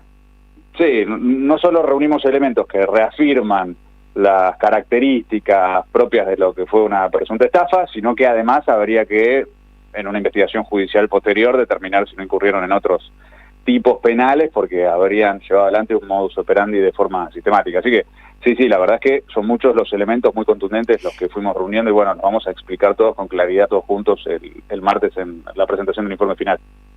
Lo de KIP Protocol fue algo que apareció en el curso de la investigación, es una estafa previa, ¿no? ¿De qué año? Es de diciembre del 2024. Es una operatoria no es tan similar. Antigua. No, son 2 meses, es 2 meses antes de Libra. Es una operatoria similar a la de Libra. Si fue estafa o no, requiere una investigación adicional. Lo que sí podemos afirmar es que fue una maniobra financiera irregular. Podemos afirmar que usaron la imagen de Milei con su consentimiento para promocionar la moneda digital de KIP Protocol, que cuando lanzan la moneda digital de KIP Protocol a Terrones Godoy, que es este socio de Mauricio Novelli, que es el que había armado el Tech Forum, que era el evento donde Milei se había juntado con Hayden Davis, Julián P., Novelli y todos los que después organizaron Libra. Bueno, Terrones Godoy recibe una cantidad importante de tokens, de unidades de esta moneda Keep Protocol, y las convierte en dólares y le pasa parte de esos dólares a Novelli. Y eso lo tenemos trazado porque tenemos la información de su billetera. Mientras él salía en redes sociales recomendándole a la gente que comprara Keep, ¿no? Le estaba diciendo a la gente, compra Keep, mientras él lo estaba vendiendo, transformando a dólares y pasándole una parte a Novelli. Bueno, eso ocurrió antes de Libra. Entonces uno puede ver que hubo un patrón, un patrón de conducta, un modus operandi que requiere una investigación de cuál era el vínculo entre todas estas personas cuyos nombres se repiten, y los tres nombres que están siempre en todos los casos son Milei, Terrones Godoy y Mauricio Novelli. Y encima ahora, lo otro que pusimos de manifiesto hace algunos días nada más, una información que había pasado desapercibida, pero que está en el registro de audiencias oficial, que es una reunión de Karina Milei con Novelli y con María Pía Novelli, la hermana de Novelli. La hermana, eso te iba a preguntar, entra en juego la hermana de Novelli, que hasta ahora no había sido mencionada. La hermana de Novelli es importante porque... fue la que le retiró con la madre las cajas de seguridad del banco, ¿no?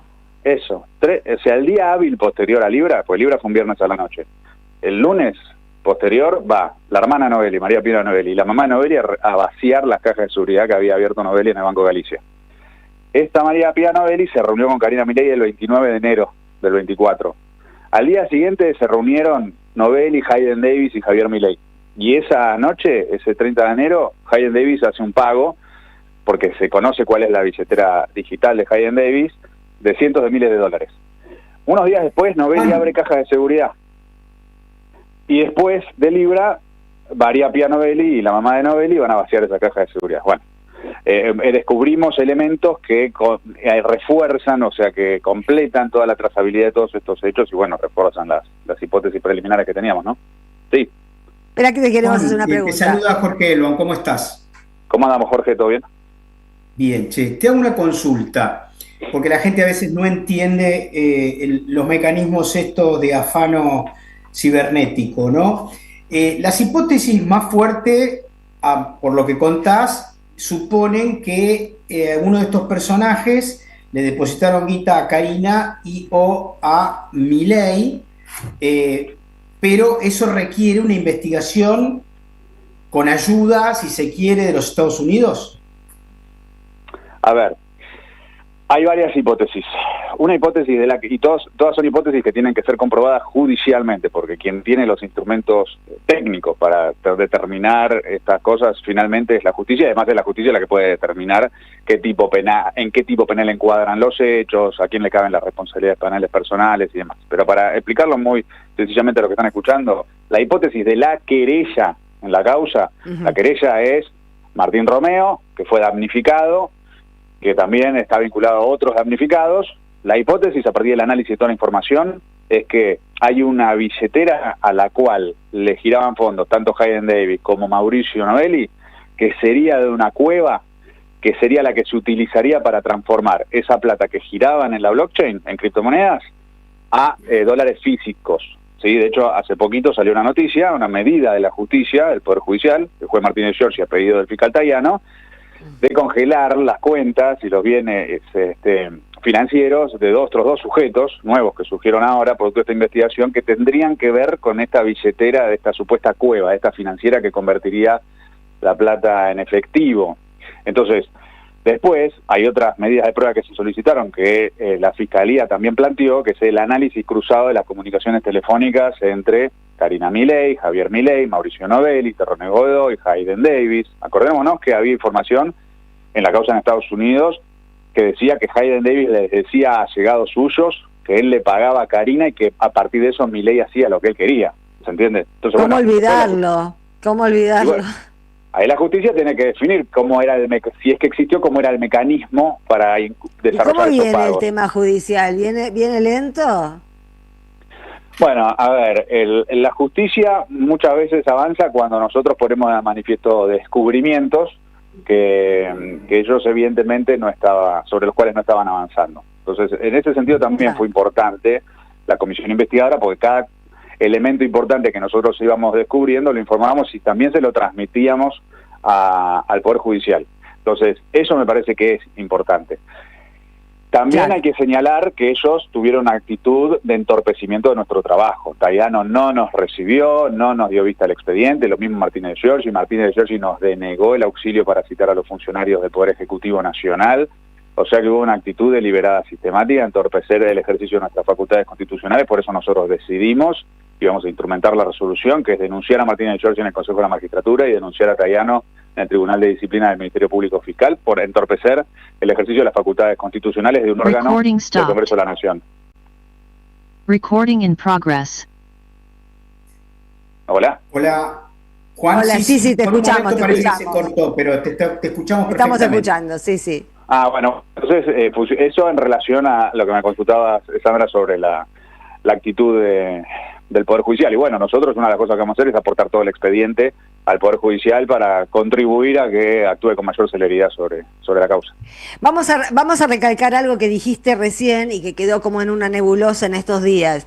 Tanto Karina Milei como otros funcionarios que fueron citados por la comisión y no pueden ser llevados por la fuerza pública porque el juez Martínez de Giorgi se opone. ¿Cuál es el argumento que esgrime el juez?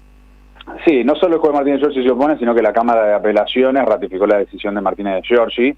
Nosotros por eso decidimos ir a recurso extraordinario federal hacia la Corte Suprema para que la Corte Suprema tome una decisión, sobre todo las cosas para dejar un antecedente jurisprudencial a favor de que la justicia nos preste colaboración.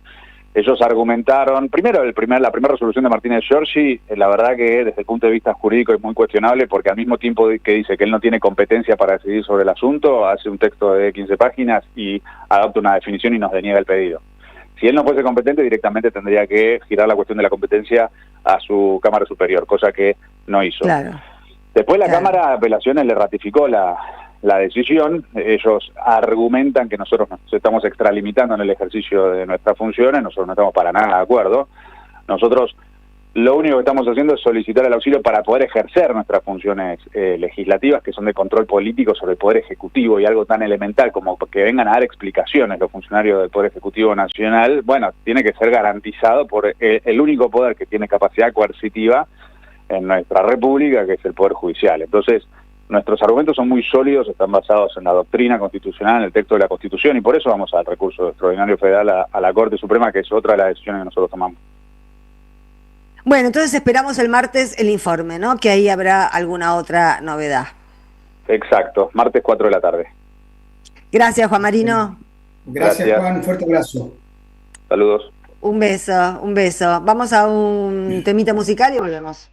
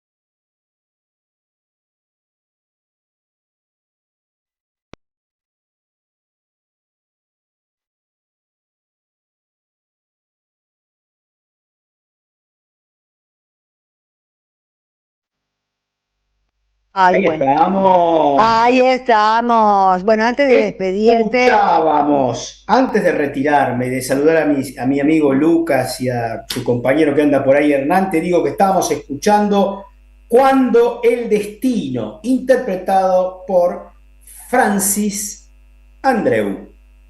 Bueno, volvete a tu casa que ahí te espera el pollo. Muy bien, hoy tengo goulash. Un fuerte abrazo. Mentira, 3 Chau, días chau. de goulash, no podés. Chao.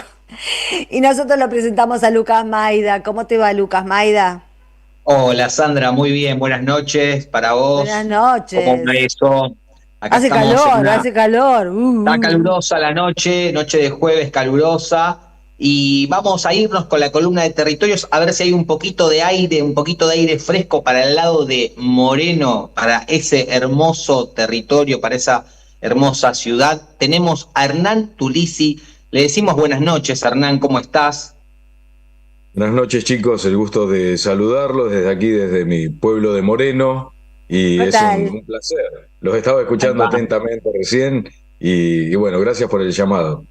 No, por favor, el gusto es nuestro de tenerte, Hernán. Yo solamente quiero decir que Hernán es director general de Museos y Patrimonio del municipio de Moreno, y lo invitábamos en esta noche calurosa para hablar acerca de la Casa Museo Rancho Los Estribos, que está a la orilla, a la vera del río Reconquista, y es nuevo este espacio y están haciendo muchísimo trabajo. Queríamos, Hernán, preguntarte acerca de este espacio.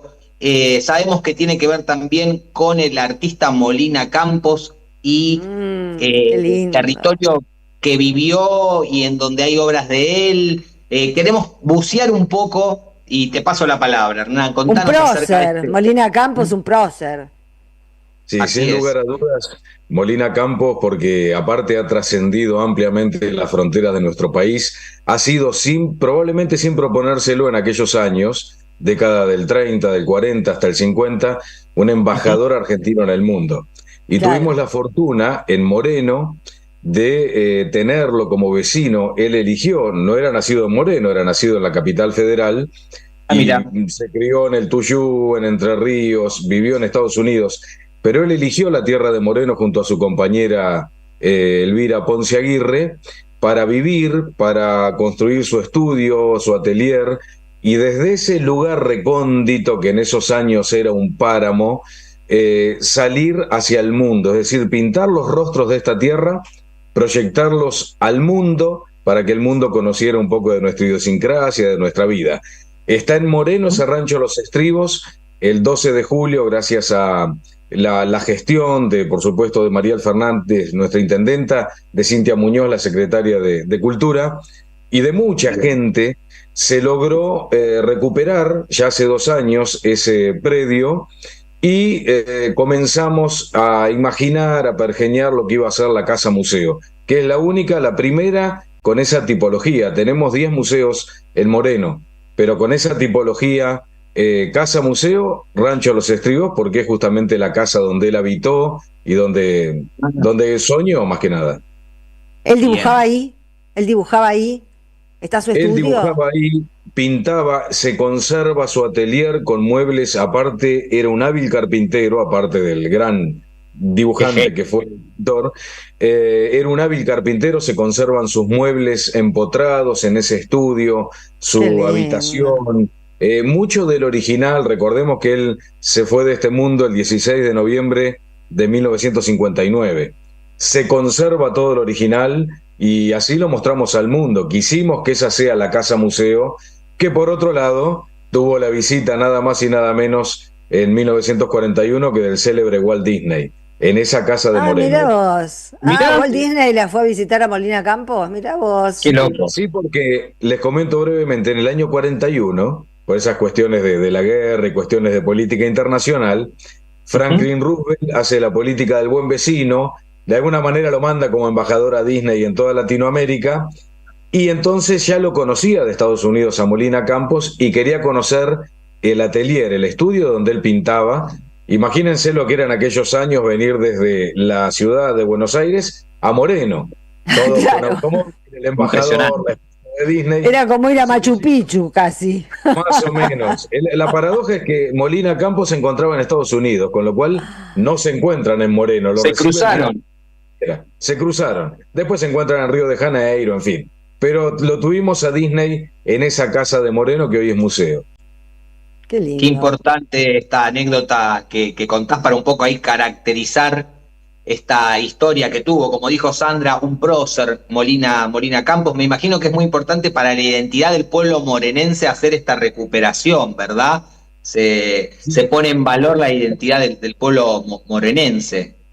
Aparte, vos sabés que hace unos años, un tiempito atrás, casi se pierde lo que es el Museo Molina Campos, que pertenece a la Fundación.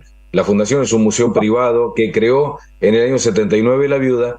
Peligraba ese museo, se lo querían llevar a otro pueblo, y entonces con la participación de una asamblea ciudadana, con el municipio de Moreno, con la provincia de Buenos Aires, la Inspección General de Justicia se intervino, se logró recuperar toda la obra y más de 1000 objetos, son 132 cuadros originales, y entonces se reabrió en el año 24 el Museo Molina Campos con fondos del Estado, del municipio, con la participación activa fuerte del Estado municipal.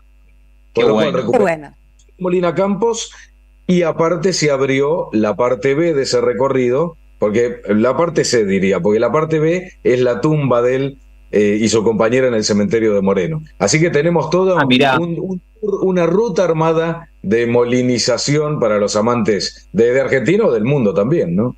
Invitamos entonces, Hernán, desde aquí a que conozcan esta ruta acerca de la vida y obra de Molina Campos. Y si querés, Hernán, antes de despedirte, recordarnos bien días, horarios, cómo encontrar el museo. ¿Es cerca de la estación? ¿Hay que tomarse un colectivo? Si van a ir al Museo Molina Campos, que yo les decía que es de la Fundación, sí es cerca en la calle Molina Campos y Victórica, aprovecho para decirlo, a unas 10 cuadras de la estación. Pero el rancho Los Estribos no, está en la zona de Cascallares, que por otro lado hay un fuerte trabajo de la Dirección de Turismo para fortalecer, porque es la naciente del río Reconquista, donde está el enorme dique de llanura, y ahí nace el río Reconquista, 1 kilómetro. Vale decir, son como 8 o 10 kilómetros de la estación de Moreno, para la parte sur. Es el fondo de Moreno, a la Moreno adentro. El rancho Los Estribos, de martes a viernes, de 9 a 15, después sábados y domingos, por ser la zona turística, abre un poquito más tarde, hasta las 17 horas. Está Lucía Galloso, nuestra compañera, con todo su equipo ahí para recibirlos y recibirlas. Estamos ávidos de que vengan, porque es un lugar maravilloso que se van a encontrar con vida y obra de Florencio Molina Campos. Muchas gracias, Muy Hernán, bien. Entonces. Así será. Gracias, Hernán. Nos vemos Gracias. pronto, compañeros, compañera. Hasta la semana que viene, Sandra. Chao, me despido los Hasta dos. luego. Buenas noches. Gracias, Muchas gracias. Hernán. Gracias, Lucas. Y nosotros nos vamos a una tanda. Deja tu mensaje en nuestra línea de oyentes de WhatsApp. 11 3200 0530. Somos Radio AM530. Si querés que tu auto tenga una mayor potencia y menor desgaste, descubrí el secreto del líder. Prix, filtros de aceite, aire y combustible. Prix, rendimiento superior. Bienvenidos a la desinteligencia artificial. El sábado 15 resistimos con humor en el Teatro Río Colorado de Floresta. Una función especial en mi barrio natal. Nostalgia y humor para aliviar la realidad. Sábado 15, Floresta, función despedida de... Desinteligencia artificial con Adrián Stoppelman. Entradas por Buzzline. El sabor que te acompaña es Café Bantú. El aroma en la mañana de Café Bantú. Bantú. ¿Sabías que estás increíblemente cerca de una de las catedrales más importantes del mundo? ¿De un teatro a la altura de la Scala de Milano? ¿De un museo de ciencias naturales tan impactante como el Smithsonian de Washington? ¿De un parque infantil que inspiró al mismísimo Walt Disney? ¿Y de la primera ciudad planificada de Latinoamérica? Sí, todo eso lo encontrás en La Plata, además de una increíble gastronomía, los mejores planes y plazas diseñadas para enamorarte. Redescubrí La Plata. Estamos acá, increíblemente cerca. Municipalidad de La Plata. Te esperamos en el Centro Cultural de la Cooperación Floreal Gorini para disfrutar de teatro, danza, música, espectáculos para las infancias, conferencias y presentaciones. Podés compartir un rico café o leer un buen libro en la calidez de nuestra planta baja. Recorre nuestra agenda en www.centrocultural.coop y seguinos en las redes sociales. Comprando las entradas con tarjeta Cabal Crédito o Débito accedes a un 50% de descuento. Centro Cultural de la Cooperación Floreal Gorini, Avenida Corrientes 1543, Ciudad de Buenos Aires. Una experiencia cultural y cooperativa.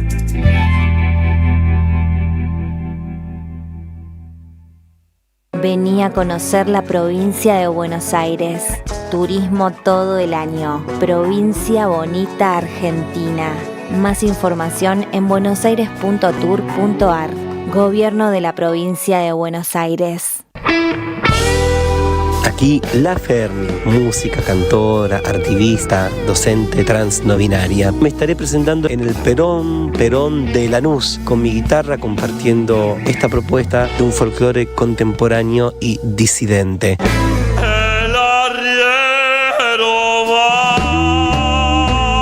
Este viernes 14 a las 21 en Perón, Lanús, 9 de julio 1999. Entradas por Eventbrite y al Instagram Perón Lanús.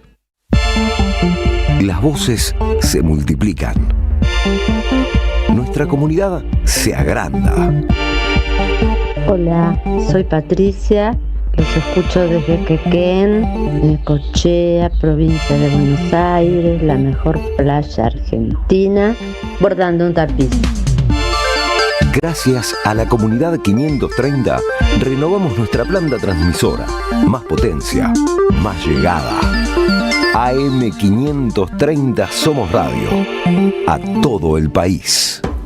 Opiniones críticas y cítricas. Sandra Russo en Somos Radio AM530.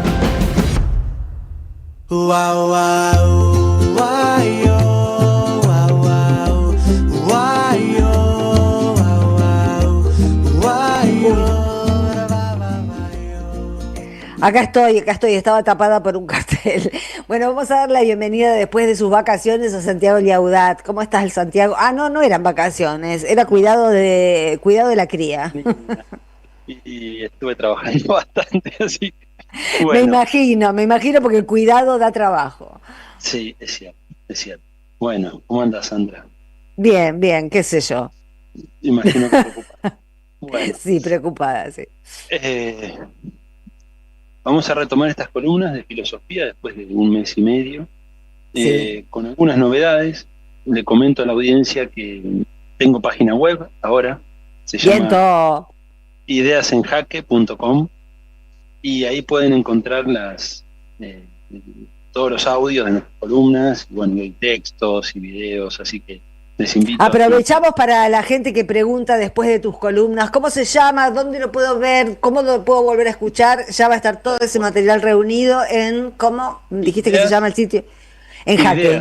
Ideasenjaque.com. Bárbaro. Así que tienen bueno, todo nuestro trabajo ya de 3 años que estamos con esta columna.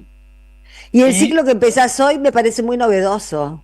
Exacto, bueno, vamos a hablar un poco del sentido de la vida y la felicidad. Ay, sí, por fin, hablemos de eso. Bueno, pasa que venimos golpeados, Sandra. Venimos muy golpeados, sí, necesitamos recordar cuál era el sentido, sí. Exacto. No, bueno, a ver, me planteo este tema no como una cuestión meramente de autoayuda, aunque no tengo nada en contra de autoayuda, claro, ni meramente vinculado al análisis de la angustia que cada uno puede tener, sino que me preocupa la dimensión filosófica y política de esto, ¿no? ¿Por qué? Bueno, básicamente voy a partir de una hipótesis, que es que vivimos en una época de una profunda insatisfacción, de una gran infelicidad. Ese es un poco el punto de partida. Y creo que los proyectos políticos por venir deben asumir la difícil tarea de dar un sentido.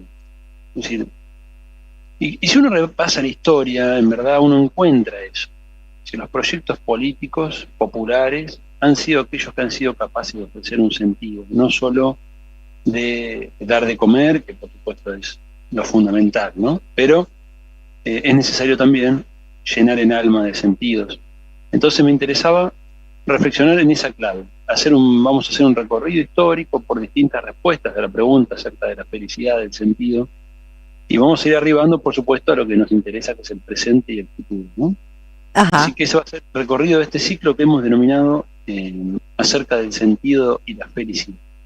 Y para arrancar, vamos a dar algunos indicadores como punto de partida de un diagnóstico acerca de por qué creemos que vivimos en una época de enorme insatisfacción e infelicidad. Me refiero no exclusivamente a la Argentina, seguramente en la Argentina algunas de estas cosas estén acentuadas, pero me estoy refiriendo más bien a una cuestión global, es decir, a un estado de la humanidad en esta etapa de su historia. A la por época, supuesto, ¿no? Claro, exacto. Claro. Que por supuesto va a estar vinculado con la etapa del capitalismo que vivimos. Es decir, no hay región del mundo en este momento que escape al control de un capitalismo digital financiero, que evidentemente, bueno, por lo que vamos a ver a continuación, nos está haciendo muy mal. Uno puede ver, por supuesto, alternativas desde el punto de vista de la multipolaridad, de la emergencia de China, de otros factores de poder, que uno se entusiasma con eso, pero lo cierto es que más allá de algunas particularidades culturales que pueda haber, tampoco está claro que haya una alternativa en estos términos, ¿no? Claro. Es decir, cuando uno hablaba en el siglo XX, básicamente, en la época de la oposición entre comunismo y capitalismo, estaba claro. Es decir, el capitalismo representaba, en esa época, creo que ahora ya no lo representan más, pero en esa época representaba un proyecto de felicidad determinada, ¿no? Basada en el individuo, la riqueza, etcétera. Mientras que el comunismo representaba un proyecto de felicidad. Es decir, había un anhelo ahí de que de la mano de la colectivización, del papel de los trabajadores en ese sentido, etcétera, etcétera, había una promesa de felicidad. Hoy no sé si está tan claro en esta multipolaridad en la que estamos entrando, que insisto, es un dato muy positivo, pero no sé si está tan claro que hay una alternativa de sociedad, ¿no? Sí está claro que el modelo civilizatorio occidental está en una profunda crisis, y seguramente los datos que voy a dar a continuación tienen que ver más con ese mundo occidental en decadencia que con lo que sucede en Oriente, que sinceramente mucho de lo que pasa ahí se me escapa, ¿no?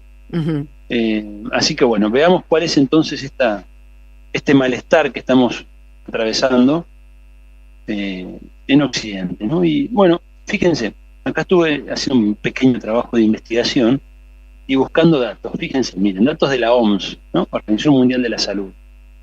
Los trastornos de depresión y ansiedad, escuchen esto, aumentaron un 25% a nivel mundial solamente en los últimos 5 años.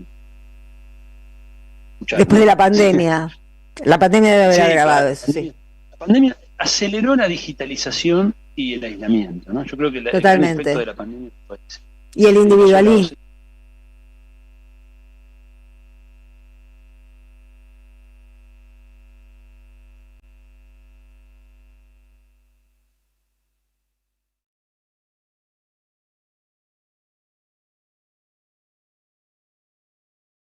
Y se cortó.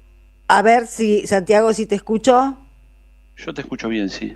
Entonces sí, dale, sí, bárbaro, sigamos como que no pasa nada. Te decía que en el ámbito de la investigación también, ¿no? Habitualmente, antes del 2020 nos reuníamos presencialmente, discutíamos, hacíamos reuniones de grupo.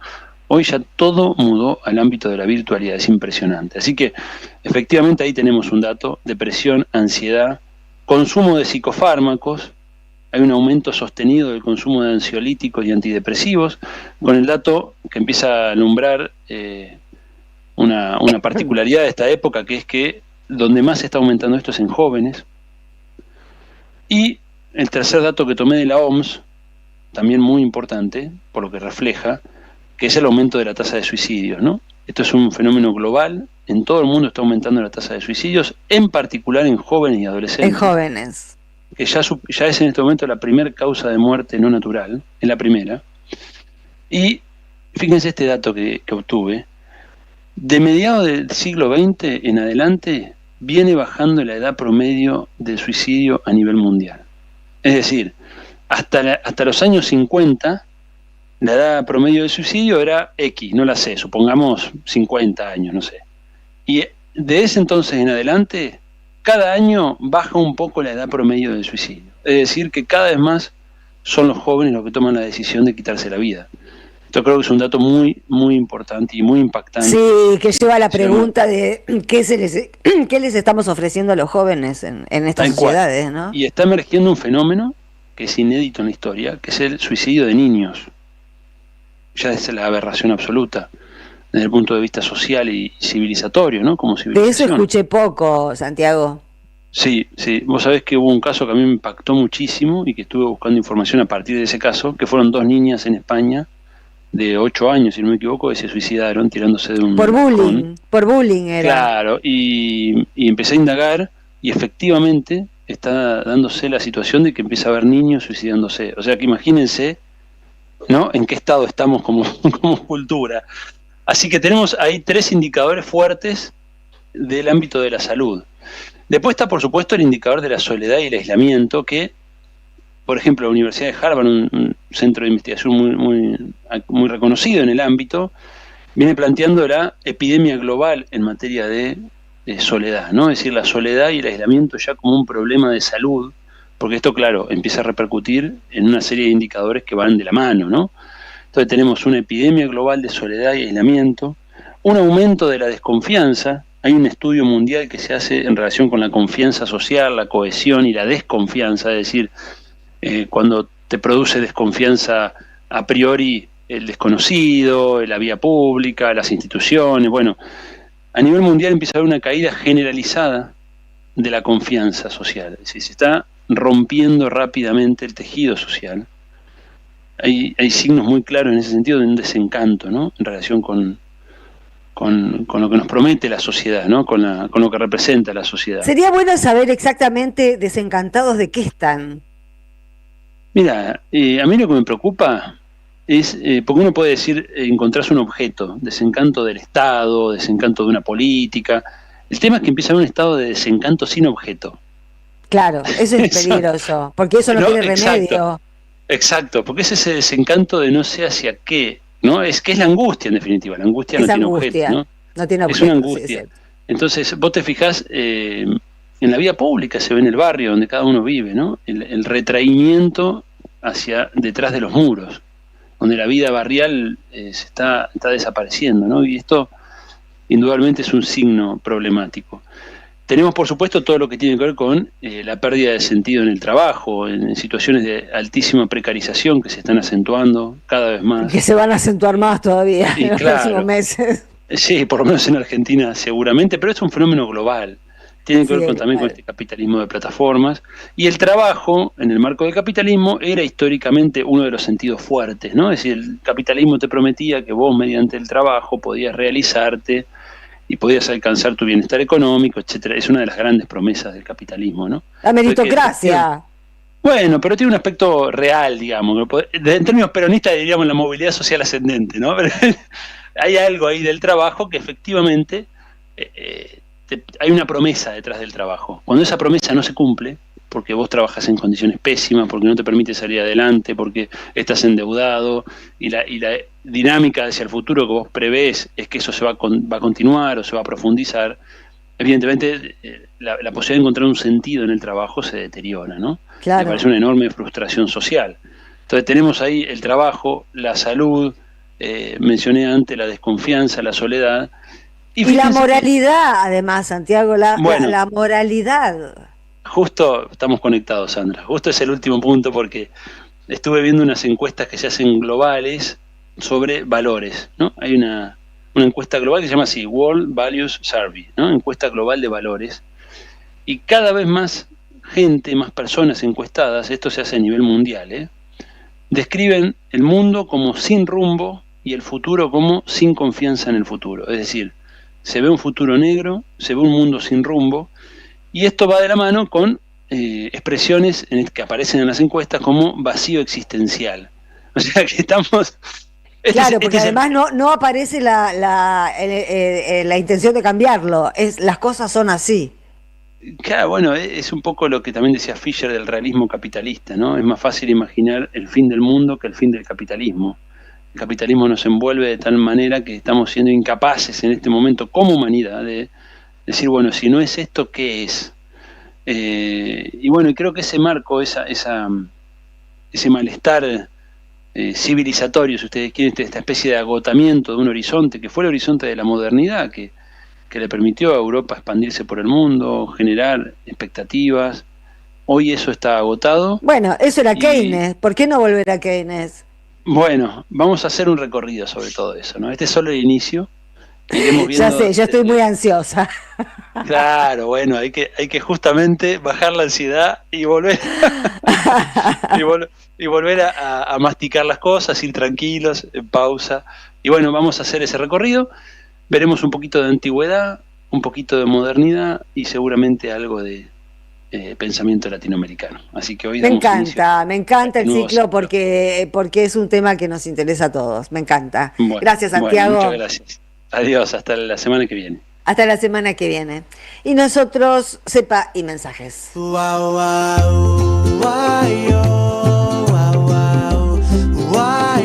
de limón.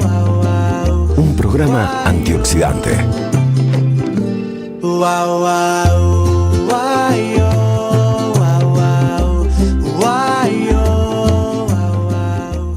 Bueno, acá estamos con vuestros mensajes, vamos a empezar a leerlos. Oscar de Ramos, que dice: hola Sandra, el remisero del caso Cuadernos escribió esos mismos con una prosa para envidia de Cortázar. Después lo escuché en un reportaje y hablaba como un boxeador analfabeto. Raro, ¿no? Si eso fuera lo único raro, realmente yo creo que este tema del fracaso del Poder Judicial argentino, de la intoxicación, de la podredumbre del Poder Judicial argentino no da para más, como lo decíamos ayer, y que tenemos que ir incubando en nuestras cabezas qué es contra eso. Porque sin jueces que los protejan, sin el aparato mafioso macrista al servicio del poder de turno, que en este caso es Milei, ya estaría preso Milei. Hay motivos de sobra para un juicio político, hay motivos de sobra para que Tayano, que es el fiscal que investiga la estafa, se ponga las pilas y que no vaya en burro a hacer las diligencias, ¿no? Que siempre llega tarde, cuando las cajas de seguridad ya están vacías, cuando la hermana de Novelli ya fue con la madre. Bueno, hay una manera de hacer que se trabaja cuando no se está trabajando, que la conocemos muy bien, y es cuando la justicia o el Poder Judicial no quieren llegar a alguna conclusión, y entonces, bueno, todo se detiene, ¿no? Pero es todo raro, y yo creo que este hartazgo que estamos empezando a sentir debemos alimentarlo, no debemos disiparlo, debemos alimentarlo. Porque hasta que no explotemos de rabia, hasta que no estemos convencidos de que es imposible continuar sosteniendo esta farsa de que vivimos en una democracia, porque, digamos, yo ya les dije que cada tanto veo pedacitos de ese programa de canal del C5N, donde están estas chicas fachas, y uno las escucha, que digamos, el aire de C5N legitima esa pregunta, ¿no? Pero cuando las pibas estas, las mileístas, dicen, bueno, pero que Cristina es chorra, porque o confiamos en la justicia o no confiamos. Bueno, no confiamos, negra, no confiamos. Eso no puede ser una pregunta retórica, tiene que ser explícito, que no confiamos, porque son mafiosos. Y reiterar el llamado que hizo Dalbón el otro día a todos los cuerpos sanos, a todos los integrantes sanos, decentes del Poder Judicial. Sálvense, denuncien ahora y sálvense, porque van a caer junto con todos estos corruptos, que son unos sinvergüenzas, que ya los conocemos, que son personajes conocidos por nosotros hace más de 10 años, que vienen haciendo disparate jurídico tras disparate jurídico, y tenemos que bancarlos porque son la justicia. ¡Mentira! ¿Qué van a hacer la justicia? Hay que desangelar eso. hay que desangelarlo completamente, desarticularlo, no permitir que nadie más nunca se dé el lujo en televisión de decir confiamos en la justicia. ¿Quién confía en la justicia en este país? ¿Quién? Anda a un barrio popular, ¿quién confía en la justicia? No confía nadie en la justicia. Lo que pasa es que esto que estamos viendo ahora es una persecución política y parece a veces que la persecución política está bien porque son todos chorros. Eso es parte del libreto mafioso que alimenta también esta parte podrida del Poder Judicial. Hola Sandra, soy Raúl de Córdoba, un gusto verte y escucharte. Hay un hecho que nos hace vivir en un estado de absoluta anormalidad. Me refiero a la prisión de la principal líder opositora. No se ha reparado en que la causa más importante por la que está presa y proscripta es por su condición de mujer. Una clara expresión de violencia de género. Nuestra cultura admite cualquier transgresión, pero no soporta la transgresión de una mujer inteligente. No sé si nuestra cultura admite cualquier transgresión, ¿eh? Las transgresiones libertinas las permite, las transgresiones estructurales no las permite, así que no creo que estemos de acuerdo en que permite cualquier transgresión, pero sigo. Y menos aún si ésta dirige un país en favor de los desposeídos y postergados. Mientras exalta al típico varón pícaro, vivo, ganador y ahora cruel, aflora así el viejo estigma cultural, la misoginia, que por cierto es una constante en un mundo patriarcal. Bueno, es mucho más largo el mensaje, no puedo leer mensajes tan largos, pero sí, estamos absolutamente de acuerdo. Yo de todas maneras creo que si Cristina hubiese actuado como Patricia Bullrich, estaría chocha de la vida y saliendo en las tapas de los diarios. Cristina es mujer, pero además llevó adelante políticas que estos tipos detestan y que ven como una amenaza a los privilegios. Es todo lo contrario del discurso de Milei. La única que luchó contra los privilegios en la Argentina que nosotros conocimos es Cristina. Así que lo de la casta, métanselo bien en el culo, porque ya basta con engañarnos y con... No sé, a mí hasta me da vergüenza pronunciar esa palabra y pensar que hay tantos compatriotas que la entendieron como el culo, y así les va ahora a ellos como el culo. Estimada Sandra, el lastre que hay que sacarse a todos los sapos peronistas con nombre y apellido, las organizaciones que no hicieron nada o sí son cómplices de esta justicia. Al fuego amigo, a los que querían perder estas elecciones, a todos nuestros políticos vendibles y comprables y a la CGT. En los 70 estos impresentables duraban lo que un pedo en un ascensor. Soy Andrés de Villa Sarmiento. Bueno, sí, hay mucho de eso también, ¿no? Hay mucho de eso. Y lo viene habiendo, les aclaro, porque a ver si se confunden y creen que ahora tiene que ver con una interna. Esta gente que pateó siempre contra Cristina, lo hizo desde un primer momento. Lo hizo... incluso mucho más desde que Néstor murió. No la quieren, pero no, sobre todo no quieren sus políticas. Por eso les parece, por eso cada tanto hay alguno de estos que se asocia con Milei. Porque son corruptos, son de derecha, son de cuarta. Otro. No son torpes, son soberbios, ignorantes, irresponsables, corruptos pregoneros del dolor y la muerte de su pueblo. Elena de Montserrat. Otro. Hola Sandra, pueden hacer esto porque hace rato todo es estirar, ocultar, manoseo en la Argentina. Todo está oportunista y roto, no solo en la política. Se fue degradando el tejido social. ¿Cómo hacemos si hablamos?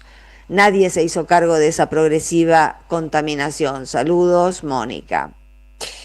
Leo otro. Buenas noches, Sandra y Jorge, laburantes y oyentes de la AM530. Si bien los términos del amplio acuerdo comercial con Estados Unidos aún se desconocen, ya le pusieron nombre, no es ALCA, es Dunga Dunga.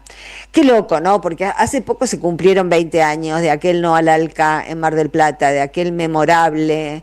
Yo creo que pocas veces fui tan feliz en mi vida como cuando viajé en el tren del Alba rumbo a la contracumbre de Mar del Plata hace 20 años, haciendo una crónica para Página 12. La verdad que fue un momento, he tenido varios, por supuesto, en mi carrera, pero ese fue uno de los puntos culminantes, porque uno, cuando está cubriendo ese tipo de acontecimientos, percibe la atmósfera, que está ante un cambio histórico, que se está terminando una época, y la época que se terminaba cuando se le dijo no al ALCA en Mar del Plata, era la época neoliberal, donde cualquier cosa que decía Estados Unidos era palabra santa, como ahora que hemos vuelto a creer que Estados Unidos puede salvar a alguien de algo. Estados Unidos no se puede salvar a sí mismo. Miren que nos va a salvar a nosotros de algo.